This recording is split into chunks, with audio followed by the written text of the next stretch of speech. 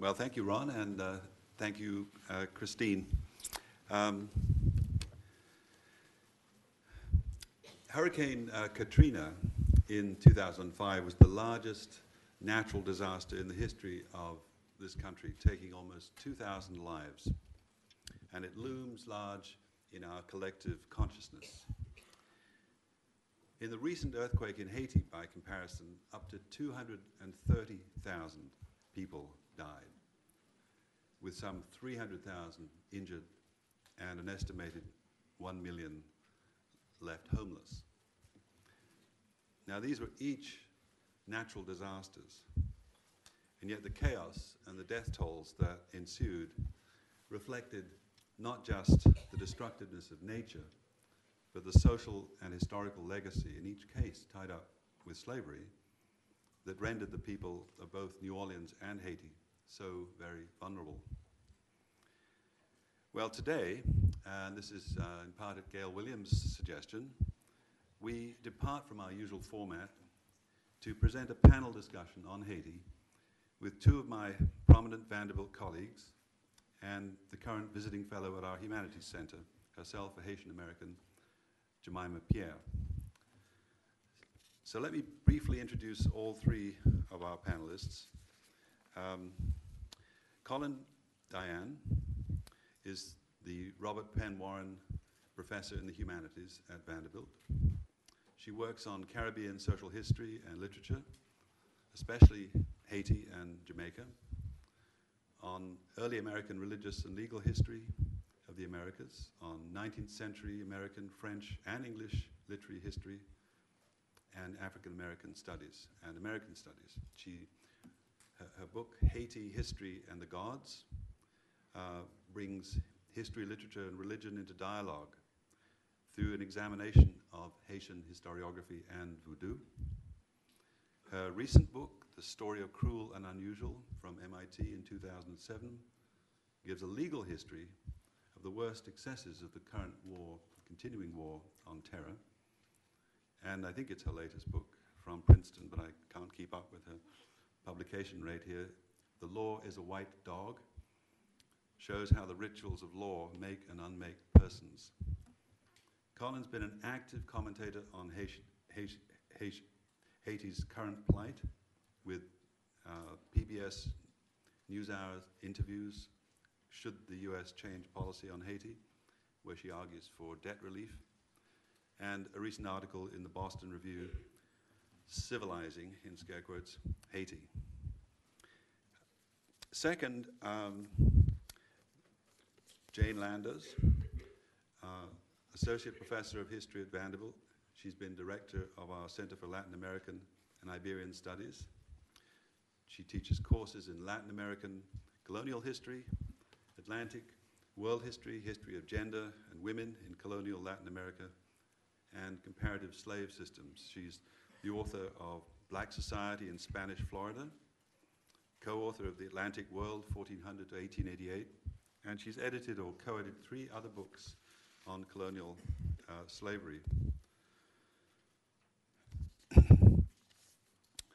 Jemima Pierre is the William S. Vaughan Visiting Fellow at Vanderbilt's Robert Penn Warren Center for the Humanities and an Assistant Professor of Anthropology at the University of Texas at Austin.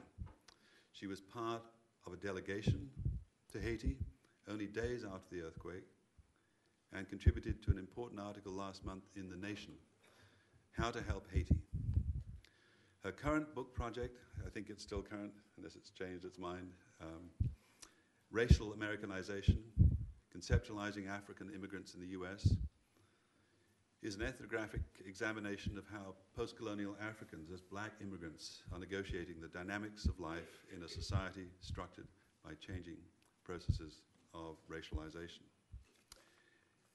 Now, before we ask Colin to kick us off, I should say that if you feel moved to contribute to Haitian relief in one form or other, if you log on to the website that you used to book your meal today, you can find, or you will be able to find shortly, some suggestions as to places that you could contribute money to. Colin, can we start you off? Thank you, David. Can you hear me? Great. I'm glad to be here today, and what I'd like to do is offer this as a prelude, a series of questions that are haunted by the themes of exterminating violence. These questions demand both our response and our responsibility. The title of the talk, I should warn you, is Haiti, or What is a metaphor for? In their coverage of the earthquake, the media represented Haiti as a victim, a passive object of disaster. No history, no culture, nothing, and I'm sure you remember this, except images of rubble, pain, dirt, and misery. How did the news dare to show piles of bodies being bulldozed into graves and focus on women in postures that could only be called abject? Today I'd like to ask with you, what do the representations of Haiti tell us about the force of metaphor? And why are these metaphors so crucial to North Americans? What is a metaphor for? Showing images when dealing with a country like Haiti, alternately sentimentalized and brutalized, is a dangerous business. It risks succumbing to the language of Haitian exceptionalism. That is, Haiti as radically unlike any other place, as grotesquely unique. But we must remember that both processes, whether idealization or degradation, displace the human element. We face a process of sublimation, up or down. So amid evocations of a desperate people or a festering landscape, the media and the humanitarian community continue to ignore the history and culture of Haiti. Through stereotypes and sensationalism, the media have created an image of Haiti, I want to argue, that suits powerful outside states and their financial interests. Generalizations about criminality and repression of the peasantry became more violent than usual, always in Haitian history, due to the necessities of export, the appropriation of lands, or the use of captive wage labor in multinational assembly industries. Whenever this kind of commercial need became necessary, voodoo practices especially would be described as superstition and black magic. A mythologized Haiti of zombies and witch doctors screens the ongoing greed, color prejudice, political guile, and the sheer weight of military force. Every text about Haiti has a context, also a subtext and a pretext. With Haiti, it has always been about representation. How Haiti is perceived, written about, shaped the destiny of the nation. And representation has a dual meaning, to depict and to present again. People usually depict and represent things for more or less specific purposes, literary, political, historical. On one hand, representation is necessary to think and to talk about what is real, what already exists, as well as to act on it, as with cultural constructs, race, class, or gender. But on the other hand, representation is contestable. All representations are partial. They only depict and present again parts of those meaningful units and relations, building blocks of reality. Clearly then, representation, literal or metaphorical, involves appropriation. Now, I'm arguing today that representations of Haiti have been and are largely negative. They entail violation of the integrity of the thing represented. The facts of history disappear in fantasies of the unspeakable. The unthinkable revolution of slaves, the threatening spectacle of voodoo, which is most often used by outsiders to signal the backwardness and indolence that they feel best describe Haitian history. To serve the gods, however, is to be obsessed with details and fragments, inspired by the very things that might seem to hinder belief. This sense of invention, goaded by thought, leads me to emphasize that voodoo practices should be viewed as ritual reenactments of Haitian history, a recasting of the customs, laws, and tortures of a very bad history committed by a brute neo-colonial world. Voodoo is never static. It adapts itself to the quirks of history and the drive of capital. It combines African belief, Catholic practices, and even the newest objects of consumption. The appearance of the gods, even the cult of the dead, thus guarantees a political history that is rigorous and visible. So, again, I ask, how political is the continued deformation of Haitian culture, the maligning, for example, of this distinctive practice? In Haiti, material dispossession has always gone hand in hand with cultural domination. A crucial reciprocity, and it's so important to remember this, exists between voodoo and the working of the land. The participatory nature of the religion is paralleled in the kumbit, the traditional shared harvesting, the kind of communal effort and grassroots successes seen after the earthquake, though not often visible in our media representations. The land and the loi, the gods or spirits of voodoo, give the majority of Haitians their identity. The kumbit and voodoo alike operate as support networks of beliefs, ceremonies, and friends. So oppression has always proceeded as a double deprivation of property and psyche. In his discourse on colonialism some 60 years ago now, the poet and playwright Aimé Césaire, who died in 2008, opposed the false ideal of modernity to his own awareness of violation. They talk to me about progress, about achievements, illnesses cured, improved standards of living.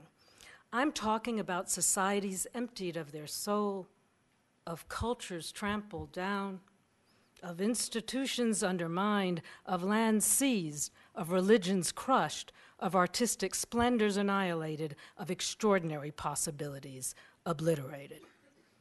Césaire was quick to recognize a tradition of colonization that renatures a country by obliterating its past.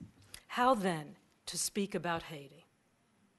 It remains the place where the contradictions of colonialism, the horrors of occupation, and the truths of resistance can be seen clearly as if under a microscope. Haiti, site of the largest slave revolt in the history of the world, and the only one that succeeded, was the earliest testing ground for capitalist power. Saint-Domingue was the richest French colony in the New World, with a trade that far outstripped that of the 13 North American colonies throughout the 18th century. As the anthropologist Sidney Mintz told us nearly 30 years ago, Haiti was being force-fit into the First World before anything called a Third World ever existed. Now, outside forces have long had something to gain from Haiti. But I want most now to perhaps reflect on what we might do, how we might, as interpreters, begin to think about Haiti. The story of Haiti must be told by standing with our backs to moral injunction, reasonable consensus, our secular ideals of progress. In a terrain ravaged by greed and portrayed as pitiable, let us recognize something like grace, the intense art of ritual and survival against the odds, and beyond the laws or rational expectations of humanist culture.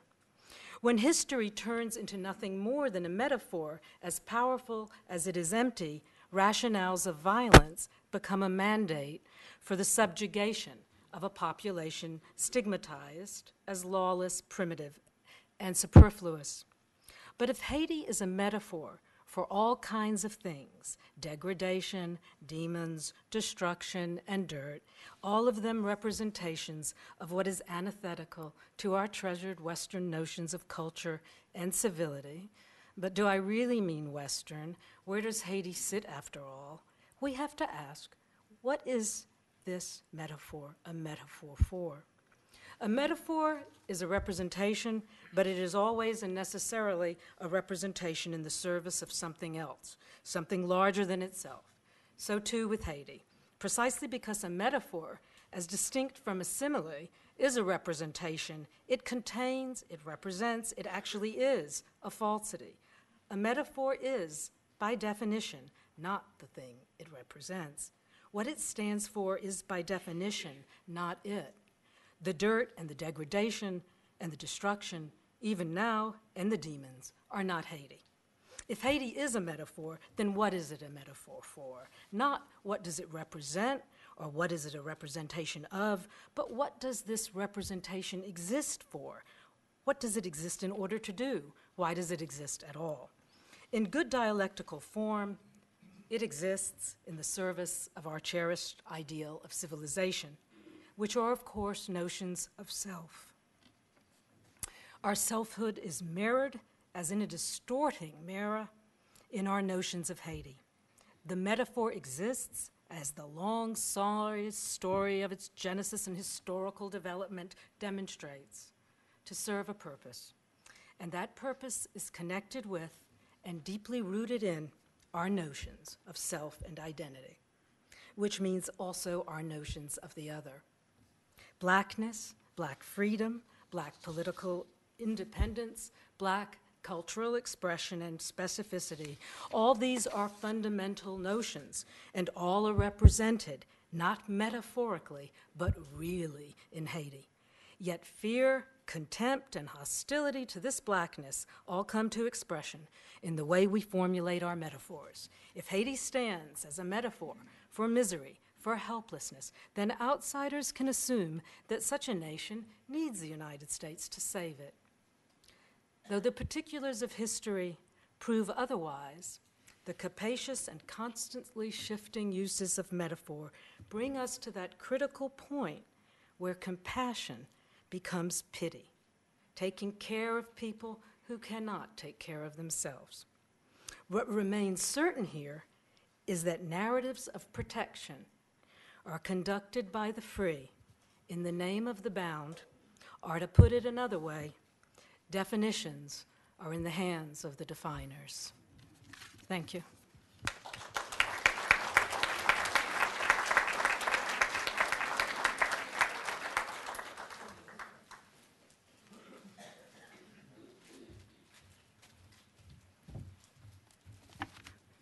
Colin's a hard act to follow.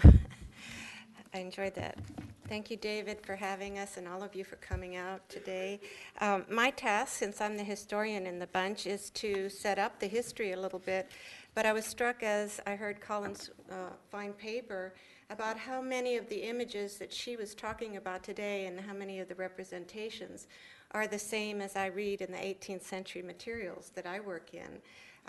The ideas of being in, having no possibility for civilization, the idea of being backward, all of those are things that were created, those images, long before the present day disasters. And so a little bit about the background to see how this is all set up historically as well, and yet how linked we are in the histories to Haiti. As Colin mentioned, you know, at one point there was quite a glorious civilization present, although it was a French civilization in Haiti in the 18th century. They called Haiti, or Saint-Domingue, as it was known then, the Pearl of the Antilles. It was the wealthiest colony anyone had in the whole of the Western world, and it produced most of the trade that France had to conduct. It had beautiful libraries, it had museums, it had gardens, it had plantations, and that's the source of the misery that we see today. There were over 8,000 plantations by the middle of the 18th century, cotton, indigo, sugar primarily, and the whole north coast was sugar, and this whole north coast became the African coast of Saint-Domingue. And so the south part that we're most concerned with today was actually less destroyed by the Saint-Domingue Revolution than other parts.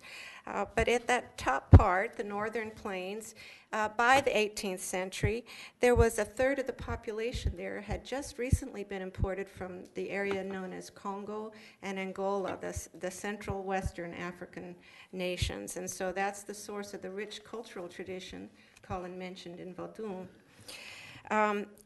If you think of that area as becoming rapidly African, these images of the lack of civilization, the fear of the uncivil, the fear of the superstition that they perceived voodoo to be, was very, very strong in the 18th century. And so those images permeated all of the Western press, and I think they've never disappeared. And then, when in 1791 the slaves finally had enough of their misery and rose against that oppression, all of the images of violence, of barbarity, all of those were made real to the Westerners, at least. So 1791 is an era of revolution, actually. The American Revolution had already happened. Many of the free people of color in Saint-Domingue had participated in our American Revolution. They had gone to Savannah. They had fought for our liberty, and liberty was something everybody wanted. And how do you do that when there is a huge population of enslaved people living in such poverty and misery? So the ideas of liberty were contagious. They came back to Saint-Domingue, and the slaves took it up. And as the earthquake was happening, I happened to be talking about, I was going to do a PowerPoint for you, but we couldn't do it today because of this setup. So I only have one little image, but this is the man, Georges Biassou, who was one of the early leaders of the revolt and left us a long and rich tradition of written materials that we can talk about. His ideas of political rights, of liberty, the idea that he had to make a constitution, all of these sorts of things go against the idea that people cannot be civil, cannot be brought into the Western world. And so we need to remember that as plains are being burned, as plantations are turned to ash, people were also talking about political ideas and liberty. They were writing constitutions, and they were debating all of the ideas of the Western world about the rights of man, for instance, and including those in their documents. And one of the interesting things that Georges Biassou wrote at the beginning, I began the war almost without arms, without munitions, without supplies, and almost without resources on August 23rd, 1791, a time that will always be remembered among the most magnificent of the universe. Now, this is a man who was raised as a slave on those very plantations in the North Plain, and who had absorbed these ideas and thought of himself as the center of the universe, and with glorious ideas about political rights that he was going to bring to reality. Unfortunately, all of the main forces of the Western world worked against that idea. So Spain, England, and France all went to Saint-Domingue to put down this idea of slave revolution. And it took many years of horrible fighting before the revolution was destroyed eventually. In that period, this man, Georges Biassou, and Toussaint Louverture, who was his aide, and Jean-François, another of the triad, all took arms for Spain, who offered them the best deal among the French, the English, and the Spanish. They chose the Spanish offer because the Spanish had often had a much more liberal idea about racial systems and about political rights for people of color. And so for 3 years, they fought for the Spanish before a treaty finally ended it, and they are dispersed around the world where people follow them today. And so the reason that he appears today and that we have some images of him is because of the treaty with the Spanish. He lived in St. Augustine, Florida, and you can visit his home there. The Haitian American Historical Association is trying to memorialize him as they memorialized the people that fought at Savannah. And so the Haitian history of a different sort is available to us in our very own country, but not many people know about it. One of the interesting things, too, about the ideas of the rebels was that they were looking at other constitutional possibilities and looking for things that might serve their purposes in their constitutions. They tried several times to negotiate a liberty for themselves and just their families, and that was rejected, and pretty soon they said, we're taking it to the maximum and we want everybody free. And one of the very interesting declarations that Biassou makes as he's fighting these Europeans for control of the country is talking about justice and who did what for the riches that they had extracted so long from that country. And I think it speaks to some of the same ideas that Colin was talking about, and it speaks to the idea that they saw injustice and were going to remedy it one way or the other. They decided that their justice and their equality would be against the avaricious whites who had oppressed them. They demanded general liberty and a general amnesty for everybody that had fought, this time not just for their families, but for everybody. And they said 480,000 individuals who allow you to enjoy all you possess. And they flipped the racial stereotypes that Colin was talking about on their head when they said that the white planters of the island exercised dominion not by any other right, quote, except that you are stronger and more barbaric than we. And they continued, all being children of the same Father, created in the same image. We are your equals then by natural right. And so you can see they had been reading all of the wonderful declarations of our independence, of the French as well. And he said, have you not sworn to uphold the French Constitution? Have you forgotten that you formally vowed the Declaration of the Rights of Man? And it closed, here, gentlemen, is the request of men who are like you, and here is their final resolution. They are resolved to live free or die. And this was written very early on in the fight for independence of Haiti. Until now, we never knew that a real constitution existed for Haiti. We knew that one was written in 1804. But nobody ever had found a copy of it. And you may have seen in the New York Times recently a wonderfully lucky and hardworking young graduate student found a copy of the final constitution that declared independence of Haiti in 1804 and located it in the archives in France. And at the very end of that declaration, Jean-Jacques Dessalines, who ends up being the one who finally brings us to freedom in Haiti, included the very phrase that Biassou had just written, that I just read to you.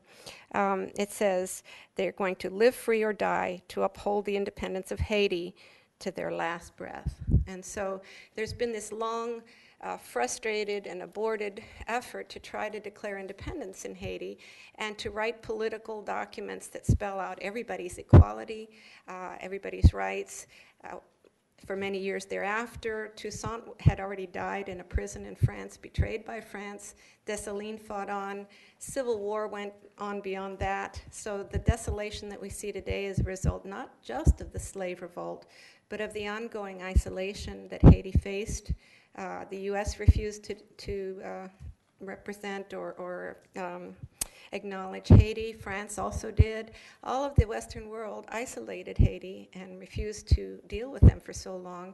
And here they were struggling to recover from a terrible war with no outside exchange. And so it was many, many years thereafter before we finally recognized them. And we're only now starting to restore some of the historical reality of their own political ability and their own political dreams that were frustrated so many years ago, and that the reality of much of the misery that we're seeing on television and so on is a result of the terrible plantation systems that were imposed on them as well. So a combination of political oppression, economic devastation from the plantation system, the total unanimity of the Western world to isolate Haiti at the end of their revolution, all of this contributed to what the problems we see today. And I just wanted us to know that there had long been the same kinds of political inspiration and political interpretations and declarations that we now revere in our own country. We're always there for Haiti as well, but we don't see those images when we see what Colin describes on the screen. And so I think I just wanted you all to remember that that was a possibility, a frustrated possibility, and it still can be. So thank you.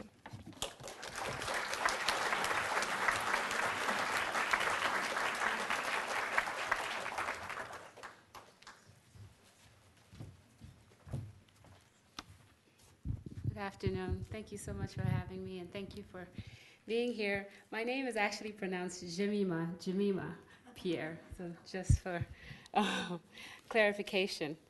I just came back actually from Haiti last night, so I have a lot of things in my mind, but I'm going to try and keep to my text. On February 18th this year, thousands of Haitians in the earthquake-ravaged city of Port-au-Prince demonstrated against the visit of Nicolas Sarkozy to the island.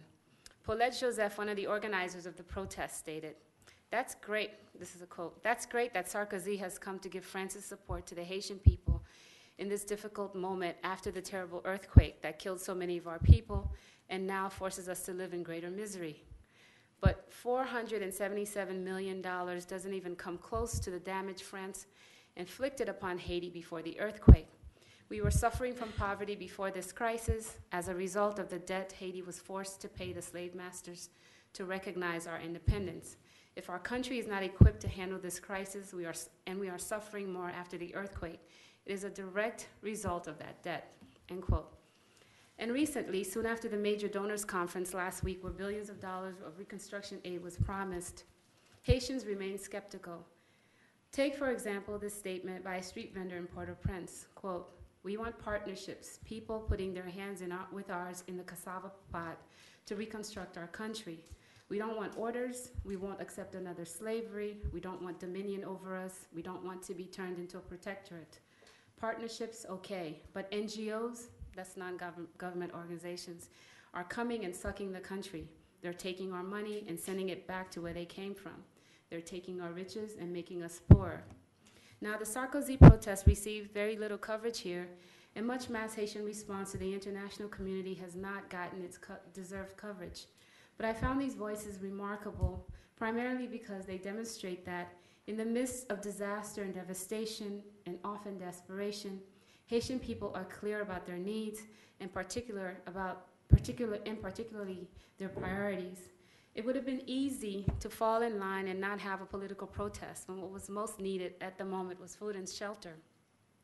But this protest was a clear-headed response to the foreign aid community, and affirmed for me what those of us who take the time to speak to Haitian people on the ground know, that Haitian people should be at the forefront of their country's own recovery efforts. But this is a message that continues to ring hollow when we see the corporate media coverage of Haiti. Of course, the racist coverage of Haiti and Haitians, from the assumptions of savagery, I think we're all repeating the same thing, in the immediate aftermath of the earthquake, to the absurd focus on Vaudin as the source of the country's predicament, is not new. But I think that what's at the core of this coverage is the age-old message of Haitians as children incapable of self-control, especially self-government. This message continues today when the focus is not exactly on the devastation, but the politics of rebuilding. Now, the stereotypes have shifted, and the focus is on the failed and corrupt state, once again reinforcing the same message of Haitians of being incapable of self-rule. Take, for example, U.S. Senator Chris Dodd's recent proposal to place Haiti under the trusteeship because the country is incapable, he said, of leading its own reconstruction. This call is not new, and it continues the most consistent theme of Western commentary on the island, that poor black people remain incapable of governing themselves. What this does, of course, is to prepare the ideological ground for the immediate U.S. and European intervention in Haiti. And the major media outlets in the past month have followed this directive in their stories. And from NPR to the Washington Post to the New York Times, there have been two sets of stories. One is about the inept Haitian government that does not deserve aid, and two is about how the recovery effort will and should be led by foreign and private contractors. What is left out of the reporting is the reality that it has been U.S. and other Western nations' policy since 2001 to bypass the Haitian government and direct their funds, aids, loans, to so-called private non-government agencies, and principally the USAID. Given the size and scope of international aid to Haiti, approximately 60% of the Haitian government's budget comes from external sources. This not only produces ineffective development programs, but also undercuts the very democratic process the US government says it wants to build. And since Haiti has been branded a failed state with a progress-resistant culture, according to David Brooks of the New York Times, of persistent want and poverty, the result is that white foreigners get to play prominent roles of delivering aid and being saviors to the Haitian people. Meanwhile, the countless Haitians, Haitian Americans, and others who are working hard on the ground remain virtually invisible. Recent statistics indicate that there are some 9,000 NGOs in the country of 9 million people, roughly one NGO per 1,000 people, the highest per capita concentration in the world. A Haitian NGO consultant that we spoke to on our visit claimed that 75% of US aid dollars supposedly aimed at development in Haiti goes back to the United States. According to the Associated Press, less than a penny of each dollar the US is spending on earthquake relief in Haiti is going in the form of cash to the Haitian government. Since President Obama announced the initial $100 million for Haiti earthquake relief, US government spending on the disaster has nearly quadrupled. But as the AP reports, each American dollar roughly breaks down like this: 42 cents for disaster assistance, 33 cents for US military aid, 9 cents for food, 9 cents for transportation for food, 5 cents for paying Haitian survivors for recovery effort, and less than 1 cent to the Haitian government, and about half a cent to the Dominican Republic. In my conversations with people during my 2 trips to Haiti since the earthquake, members of the Haitian community explicitly call that US-based NGOs that carry out most USA programs because they do not adequately consult or coordinate with local, regional, and national Haitian government authorities. Moreover, such agencies largely bypass relevant Haitian governmental entities, often putting resulting development projects at odds with stated national, regional, and local priorities. Given the coverage of Haiti and its people, it is easy to forget the neo-imperial context that this country has had to operate in over its 200-year existence. To me, Haiti has had other earthquakes, metaphorical ones, but ones no less important to understand its current situation. In 1804, Haiti achieved its freedom from France to become the world's first and only successful slave revolution. But freedom came at a price. The young republic's sovereignty was compromised in critical ways that continue to affect it today. After the 1804 revolution, Haiti was subject to a crippling economic embargo by France and the US. US sanctions lasted until 1863. France ultimately used its military power to force Haiti to pay reparations for the slaves that it lost. The reparations were 150 million francs. That's $20 billion in today's numbers. Now, to keep this in perspective, France sold the entire Louisiana territory for 80 million francs to the US. Haiti was forced to borrow money from banks in France and the US to pay these reparations, and Citibank was a big beneficiary in these interactions. The US occupied and ruled Haiti by force from 1915 to 1934. President Woodrow Wilson sent troops to invade in 1915. Revolts by Haitians were put down by the US military, which killed over 2,000 in one skirmish alone, 2,000 people. For the next 19 years, the US controlled customs in Haiti, collected taxes, ran many governmental organizations. From 1957 to 1986, Haiti was forced to live under US-backed dictators Papa Doc and Baby Doc Duvalier. The US supported these dictators economically and militarily because they did what the US wanted and were politically anti-communist. And it was just 6 years ago, in 2004, that US Marines landed in the Haitian National Palace and directed by gunpoint the country's elected president to a plane that sent him into exile, first to the Central African Republic and then to South Africa. In the chaotic aftermath, Haiti's prime minister was selected by Washington and imposed, as well as its Supreme Court justices and other key government officials. The UN then gave legitimacy to this coup d'etat and took over the occupation of Haiti, an occupation that has lasted 6 years and is still ongoing. For those who wonder why there are no Haitian government institutions to help with the earthquake relief efforts, this is a big reason. Or why there are 3 million people crowded in the area where the earthquake hit. US policy over the years has helped destroy Haitian agriculture, a fact that Bill Clinton admitted to as recently as 2 weeks ago. No, Haiti's history is not pretty, but we have to come to terms with the fact that it is a history of empire and domination, and an ongoing struggle for a people yearning to maintain its sovereignty and dignity in the face of unspeakable odds. And while the earthquake reveals the weakness of Haiti's infrastructure, it also lays bare Haiti's unequal engagement with the rest of the world. And we cannot understand Haiti's current predicament without linking it to the long history of an endless cycle of marginalization and occupation. And this is not to say, of course, that there are not forces within Haiti, particularly the economic elite, who work in concert with these international powers to maintain the same economic and political system of more for the few and less for the many. It is to remind us, however, that Haiti has never been left to its own devices. Its sovereignty has hardly been acknowledged, and this has everything to do with the direct legacy of slavery, revolution, and its aftermath. As we consider the human and social devastation in Haiti and recognize how it is deeply linked to the political devastation fostered by endless foreign meddling, and even as we laud the worldwide outpour of sympathy and support for Haitians, I hope that we pause to consider the 200+ years of unnatural disasters crippling these proud people.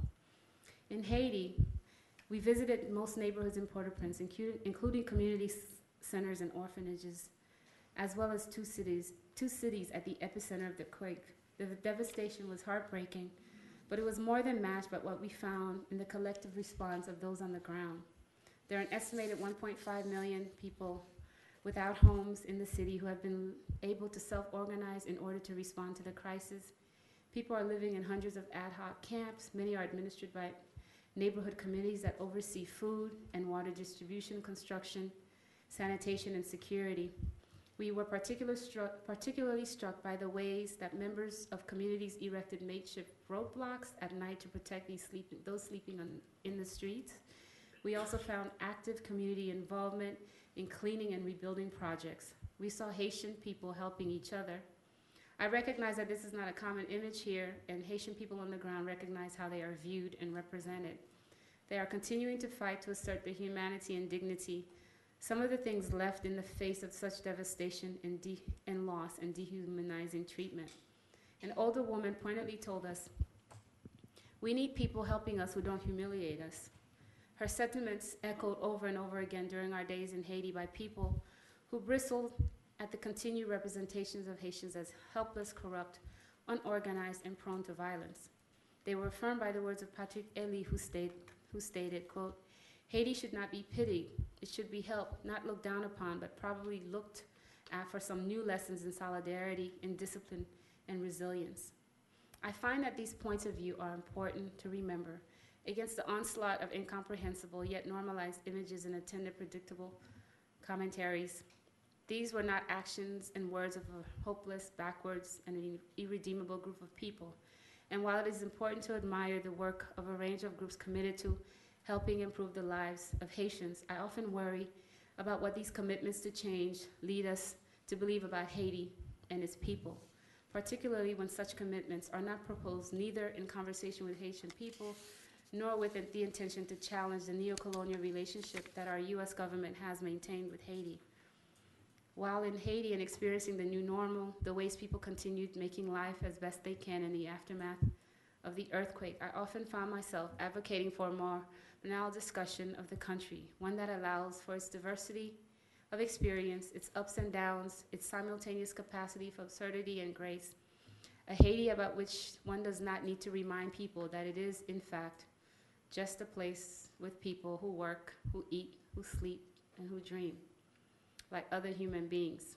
It is, of course, a very special place with a layered history and equally complex people. But for those of us who are or hope to be involved in Haiti, we have to pause and find a place for reflection that might allow us to figure out what it means to act with Haiti as opposed to for Haiti, what it means to advocate for social justice and self-determination as opposed to supporting the status quo of foreign interference, and what it means to dispense compassion as opposed to pity, and finally, what it means to honor a free and proud people with respect and dignity. Thank you.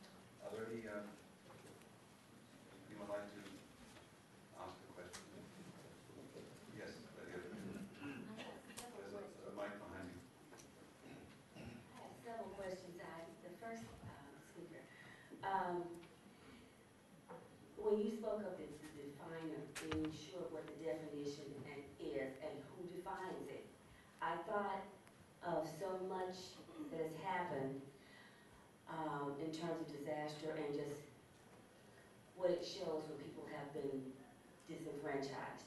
I'm speaking to Haiti. I thought of Katrina, and I thought of how the country media needed to depict them as refugees. And then, of course, I thought of African Americans in Human. So I do so appreciate that analogy, that analysis you have, a truthful, honest look at that. What can we do in terms of making the media think like you? I know, that's another world, something. And then I have a question for her, if it's not too much, is that okay? Yeah, they'll give you really short answers. Okay. I'm thinking about CNN and Gupta and how I could somehow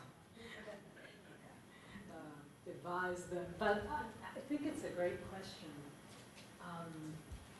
There is, I'm sorry to say, I probably sound very pessimistic, but I don't think there's much to be done with the mainstream media, given that, as both speakers said, these representations are so much a part of a history of thinking about people we think of as different from ourselves. And quite frankly, at this point in our country, with things that are going on, the kinds of polarization, the kinds of hatred for people of color and people who are not seen as American, I think it's probably even harder to affect what the media is going to do because, of course, they want to sell newspapers and they want people to watch them on TV. I do think, however, what we can all do is to start using the internet because everything is available there and you do get other points of view. There are many sites now. Vanderbilt History Department has its own it's called Public Archive, and it gives you all you'd ever want to know about the history of Haiti and its people and what's happening now with tremendous links.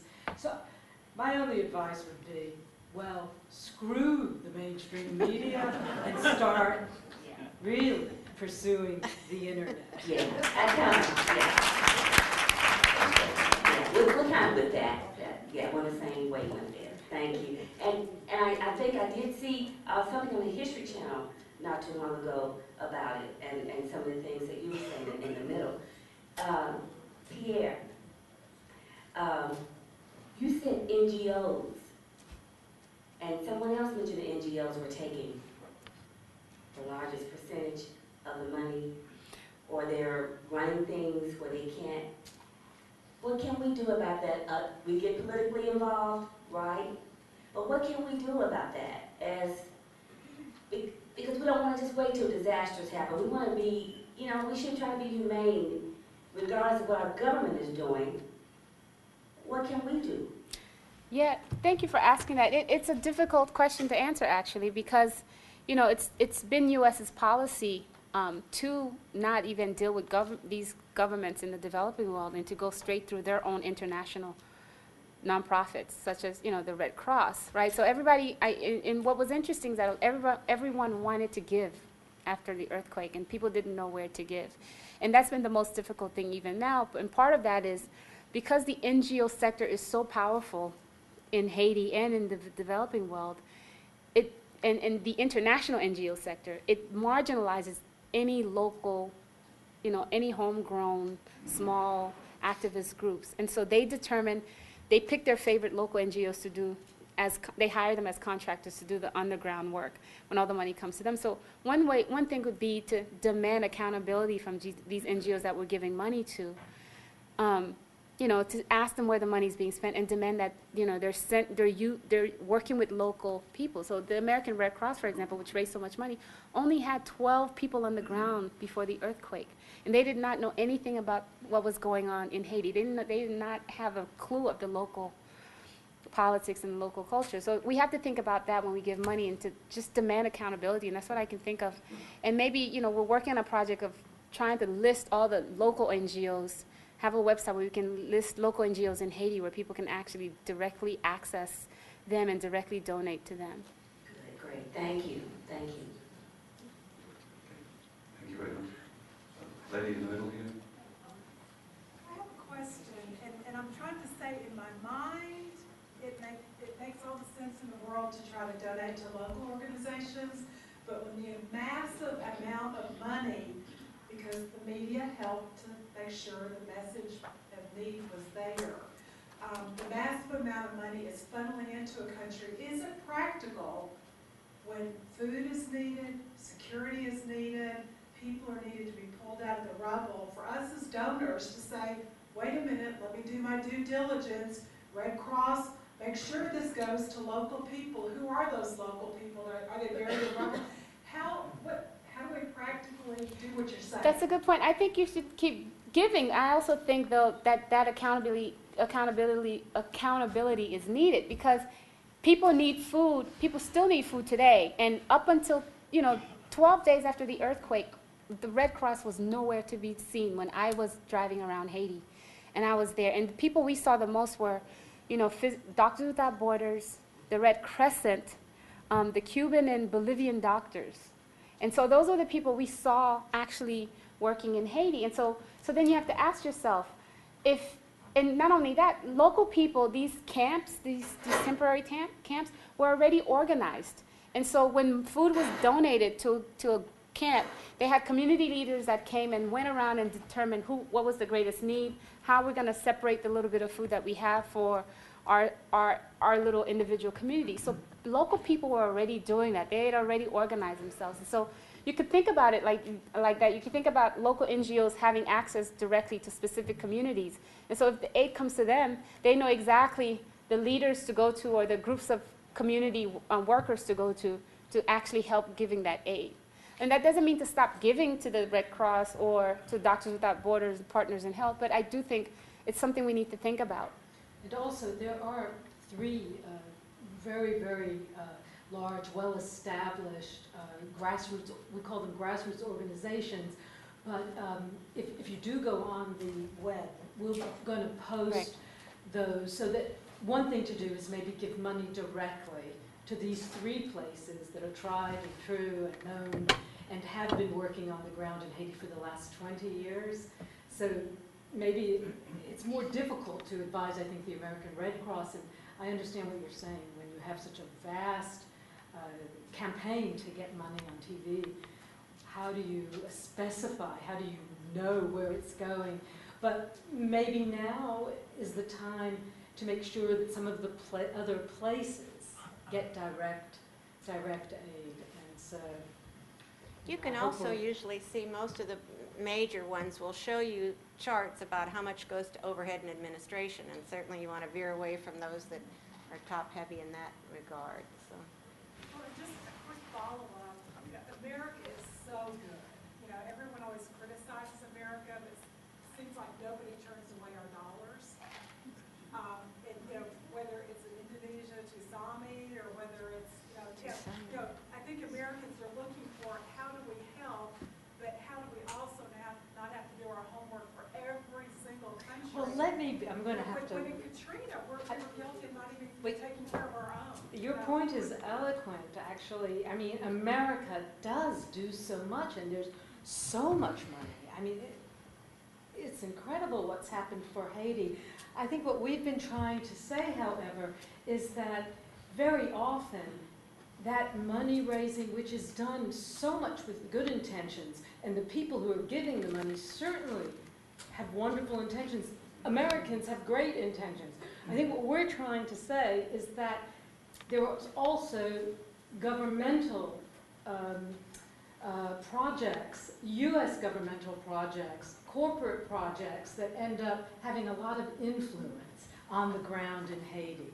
And then it gets taken away from the very aid that many of the Americans hoped it would be. And it gets taken away from those who were supposed to get it, those who most need it. And there certainly are many people in need. So. Kind of running out of time here. Perhaps just one short question in the back there. I think we're going to then have to call it a day. Who were those three local NGOs? Yeah, we're going to have those on the web.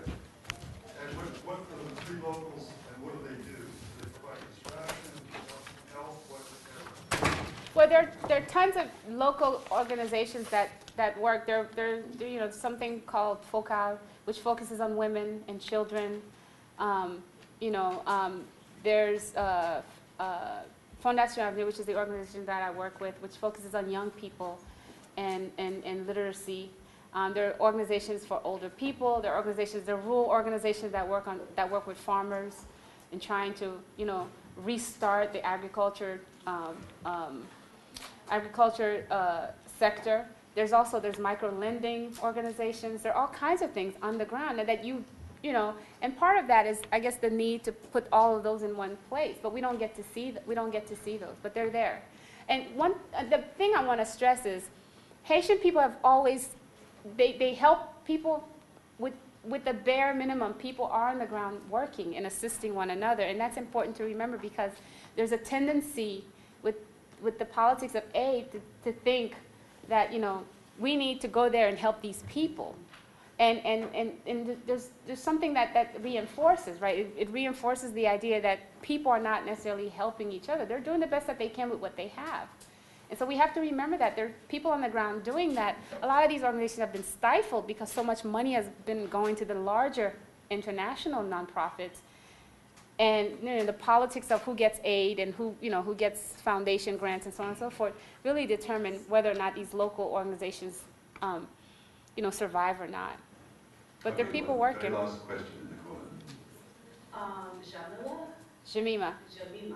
I'm a Haitian native also, and I'm familiar with everything that's been going on. As far as last August, August I was in Haiti and in Chapmel, and currently what my grandmother's doing is opening her home. And her home is fine, her kitchen is fine, so we've just been sending money to her, sending food to her. And sometimes you just have to find that family in the neighborhood that's actually helping. Because one of the problems they're having in Chapmel is women and girls are getting raped left and right. So what we've actually been doing is getting tents for ourselves and just sending it.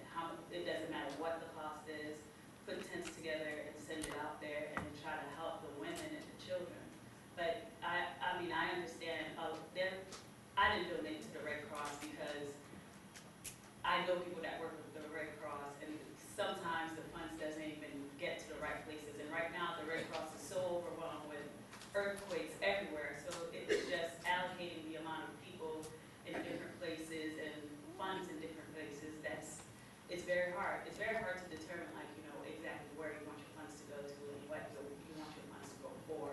So if you want to do something, I always say, go to your local churches and start a missionary group and get on the ground and do it yourself, because that doesn't necessarily, when you go through the bigger companies, it doesn't mean that the money is actually going to the right place. Thanks very much. Is there any comments you'd like to make? Well, then I think we should just thank our